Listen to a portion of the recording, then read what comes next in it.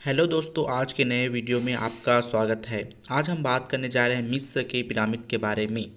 मिस्र के पिरामिड प्राचीन दुनिया के सबसे प्रसिद्ध और रहस्यमयी संरचनाओं में से एक है। गीजा के महान पिरामिड सहित ये पिरामिड हजारों साल पहले बनाए गए थे, जब आधुनिक तकनीक का अभाव भी नहीं था। पिरामिडों की बनावट, आकार और निर्माण प्रक्रिया ने आज भी वैज्ञानिकों और इतिहासकारों के बीच गहरी उत्सुकता और शोध का विषय बना रखा है। आखिर मिस्र की पिरामिडों का प्रमुख उद्देश्य राजा रानियों के शवों को ममी बनाकर संरक्षित करना था, ताकि वे अगले जीवन में प्रवेश कर सके।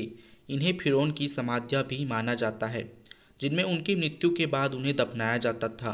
इन पिरामिडों के अंदर विभिन्न प्रकार की संपत्ति और वस्त्र भी रखे जाते थे, ताकि उनकी आत्मा को अगले जीवन में इन वस्तुओं की प्राप्ति हो सके। मैं आपको बताता हूँ कि मिस्र के योजना और स्थल के बारे में। मिस्र के पिरामिड नील नदी के पास बनाए गए थे, ताकि निर्माण के लिए भारी पत्थरों को आसानी से लाया जा सके। इसके साथ ही पिरामिड का स्थान सूर्य की दिशा में भी रखा गया, ताकि उस सूरज की रोशनी भी लाभ मिल सके। प्रारंभिक रूप से एक योजना तैयार की जाती थी, जिसमें पिरामिड का आकार, ऊंचाई और संरचना भी शामिल होती थी। दूसरा पॉइंट इसमें ये निकल कर आता है कि पत्थरों का चयन और काटना कैसे हुआ होगा। इसमें बात करें तो पिरामिडों के निर्माण में चूना पत्थर और ग्रेनाइट का उपयोग किया गया था। वे पत्थर नील नदी के पश्चिमी तट से काटकर निकालकर लाए जाते थे।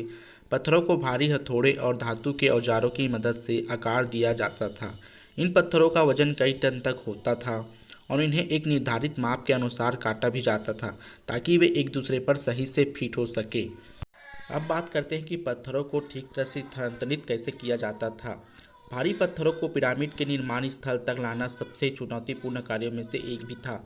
इसे करने के लिए मजदूरों ने विशेष प्रकार की लकड़ी के स्लेज और रोलर्स का भी उपयोग किया था। इन्हें स्लेज पर रख कर जाता था और उसके नीचे रोलर्स लगाया जाता था। कुछ धोरेज कहते हैं पत्थरों को नमी से भरे रास्तों पर सरकार कर ले जाया जाता था, जिससे खींचने में भी आसानी होती थी। चौथा पॉइंट इसमें हम बताते हैं कि स्तर और पंक्ति का निर्माण किस तरह हुआ होगा। पिरामिड का निर्माण निचले स्तर से शुरू किया जाता था और धीरे धीरे ऊपर की ओर बढ़ाता जाता था।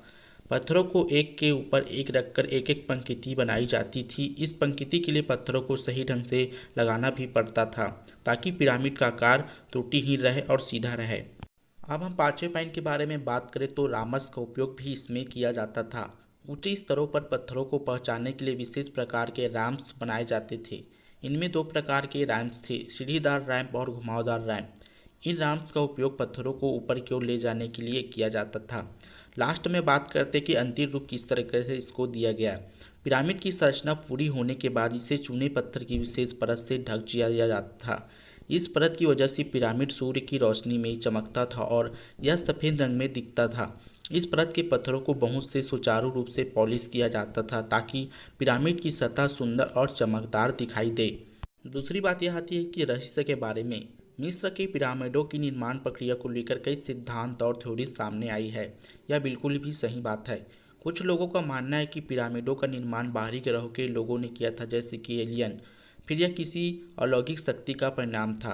कुछ विशेषज्ञों का कहना था कि मिस्र के मजदूरों ने अशुद्ध इंजीनियरिंग कौशल और गणित का उपयोग कर इन संरचनाओं का उपयोग किया था। और आज का विज्ञान और शोध के अनुसार बात करते तो वर्तमान में पिरामिडों की निर्माण विधि पर शोध जारी है। आधुनिक उपकरणों और तकनीकों की मदद से वैज्ञानिक इन संरचनाओं को और भी गहराई से समझने की कोशिश कर रहे हैं। इस प्रक्रिया में नई तकनीक जैसे 3D स्कैनिंग, ड्रोन तकनीक और अन्य आधुनिक औजारों का उपयोग किया जा रहा है। लास्ट पॉइंट में हम निष्कर्ष के बारे में बात करते हैं तो मिस्र के पिरामिड न केवल स्थापत्य कला के महान नमूने थे, बल्कि यह मानव इतिहास के एक जबरदस्त चमत्कार भी है। पिरामिडों की निर्माण विधि आज भी रहस्यमयी बनी हुई है और यह हमें पूर्वजों की बुद्धिमत्ता और साहस की एक झलक भी प्रदान करती है। इन रहस्यमयी संरचनाओं का इतिहास और निर्माण विज्ञान आज भी लोगों को आकर्षित करती है और मिस्र की इस अनमोल धरोहर को जीवित भी रखता है। आपको यह जानकारी अच्छी लगी हो तो सपोर्ट कीजिए, लाइक कीजिए, कमेंट कीजिए, सब्सक्राइब कीजिए।